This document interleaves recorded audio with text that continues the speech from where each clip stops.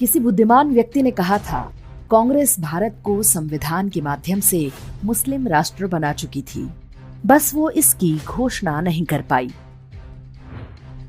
मनमोहन सिंह ने जब कहा था कि देश के संसाधनों पर पहला अधिकार मुसलमानों का है, वो इसी घोषणा का प्रयास कर रहे थे।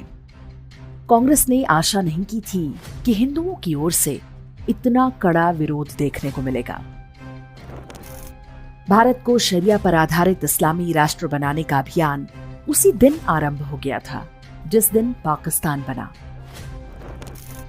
वर्ष 1950 में संविधान के अनुच्छेद 25 के माध्यम से धर्मांतरण को वैध बना दिया गया, ये जानते हुए कि चारों प्रमुख भारतीय धार्मिक समुदाय हिंदू, सिख, बौद्ध और जैन बलपूर्वक या लालच देकर धर्मांतरण नहीं करते, जबकि दोनों अब्राहमिक मजहब प्रोस्लेटिक अर्थात धर्मांतरण पर आधारित हैं।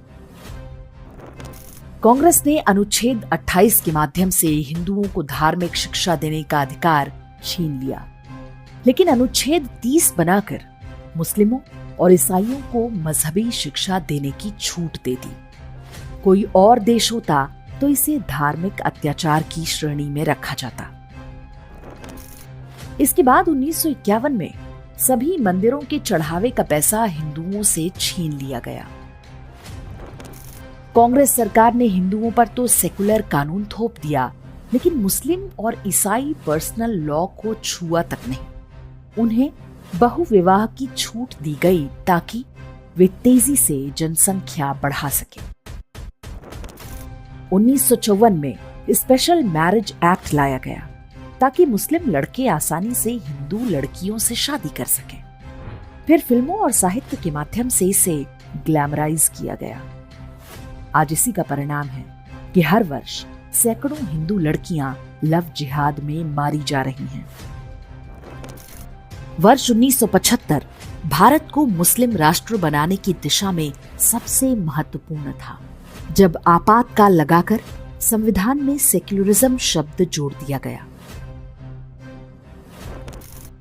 वर्ष 1991 में सोनिया गांधी के दबाव में अल्पसंख्यक आयोग बना, जबकि किसी सेकुलर देश में मजहबी पहचान के आधार पर विशेषाधिकार नहीं हो सकते। इसके बाद ही मुसलमानों के लिए विशेष अनुदानों की भरमार हो गई। वर्ष 1992 में कांग्रेस ने पूजा स्थल अधिनियम बनाकर एक झटके में 40,000 मंदिरों पर हिंदुओं के दावे को समाप्त कर दिया। वर्ष 1995 में कांग्रेस ने वक्फ कानून बनाकर मुसलमानों को यह अधिकार दे दिया कि वे जब जहां चाहें हिंदुओं की भूमि छीन सकते हैं। इसके विरुद्ध कोई कोर्ट में अपील नहीं कर सकता। वर्ष 2007 में कांग्रेस ने सुप्रीम कोर्ट में हलफनामा दिया कि राम एक काल्पनिक चरित्र थे, इसलिए राम सेतु को तोड़ दिया जाना चाहिए।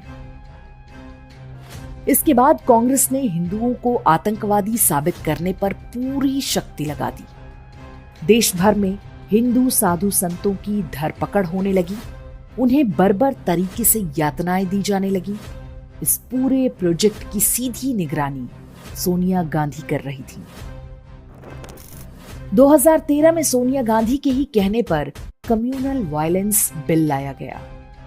इसमें व्यवस्था थी कि कहीं भी दंगा होने की स्थिति में स्वाभाविक रूप से हिंदुओं को दोषी माना जाएगा।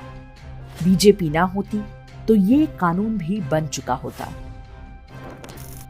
हमें भूलना नहीं चाहिए कि शक्तिशाली रोमन साम्राज्य के पतन में केवल 80 वर्ष लगे थे। कांग्रेस ने हिंदुओं को नष्ट करने के लिए बिल्कुल वही फॉर्मूला अपनाया जो रोमन साम्राज्य को नष्ट करने के लिए किया गया था। इस बारे में हमारा वीडियो आप डिस्क्रिप्शन और कमेंट में देख सकते हैं। ये कांग्रेस का दुस्साहस है कि उसने 2024 के चुनावी घोषणा पत्र में लिखा है कि वो हिंदुओं का धन लेकर मुसलमानों में उनका पुनर्वितरण करेगी। प्रधानमंत्री मोदी ने जब यही बात पकड़ ली और उसे आसान भाषा में जनता को समझा दिया तो पूरा कांग्रेसी तंत्र बौखला उठा। तो मुझसे छीनने की बात कर रहे हो अपने मैनिफेस्टो में?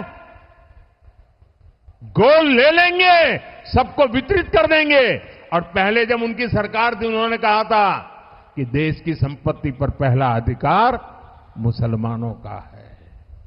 इसका मतलब ये संपत्ति इकट्ठी करके किसको बांटेंगे?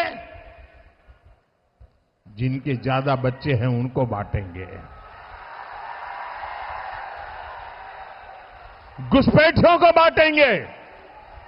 क्या आपकी मेहनत की कमाई का पैसा घुसपैठियों को दिया जाएगा? आपको मंजूर है ये कांग्रेस का मैनिफेस्टो कह रहा है कि वो माताओं बहनों का सोने का हिसाब करेंगे, उसकी जड़ती करेंगे, जानकारी लेंगे और फिर उस संपत्ति को बांट देंगे। मनमोहन सिंह ने बिना कारण ही नहीं कहा था कि देश के संसाधनों पर पहला अधिकार मुसलमानों का है। वे और उनकी पार्टी इसी नीति पर लंबे समय से काम कर रहे थे।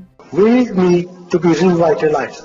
We will have to devise innovative plans to ensure that minorities, particularly the Muslim minority, are empowered to share equitably in the fruits of development.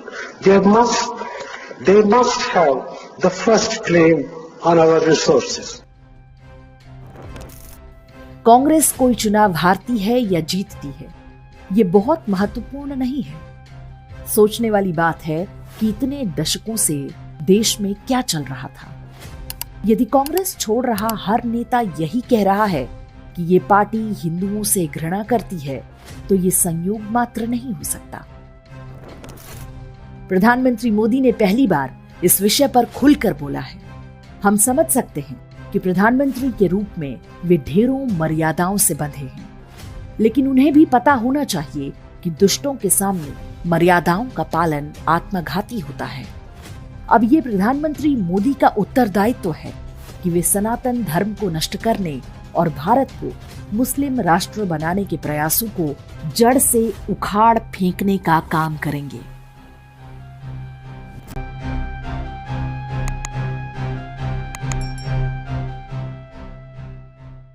Index online के वीडियो समाज को समर्पित हैं। आप इनको डाउनलोड करके जैसे चाहे वैसे प्रयोग कर सकते हैं। चाहे तो आप हमारे टेलीग्राम चैनल से जुड़ सकते हैं। वहां सारे नए पुराने वीडियो आपको मिल जाएंगे। हमारे सोशल मीडिया लिंक हर वीडियो के डिस्क्रिप्शन में होते हैं। हमारा एकमात्र उद्देश्य हिंदू समाज को जागृत और एकजुट करना है। इसमें सहभागी बने। धन्यवाद।